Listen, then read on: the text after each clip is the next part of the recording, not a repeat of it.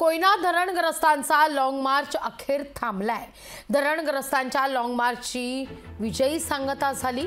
धरणग्रस्तांच्या मागणीची सरकारकडून दखल घेण्यात आली आहे। जमीन वाटपासंदर्भात मदत आणि पुनर्वसन मंत्र्यांचे स्पष्ट निर्देश आहेत। उपमुख्यमंत्री अजित पवार यांनी मुख्यमंत्र्यांच्या भेटीचं पत्रही दिलंय। शंभूराज देसाई यांच्या घरावर हा मोर्चा निघालेला होता।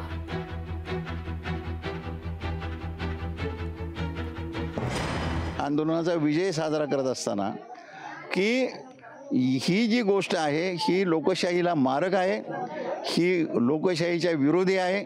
लोकशाहीचे हक्क जे आहेत हे लोकशाहीचे हक्क, शांततेनं आंदोलन करण्याचे हक्क, शांततेनं मोर्चा काढण्याचे हक्क, मोर्चा मग तो इथून तिथपर्यंत असेल नाहीतर मोर्चा इथून मुंबईपर्यंत असेल, हा शांततेनं जर असेल तर त्याला अधिकार त्या जनतेला आहे।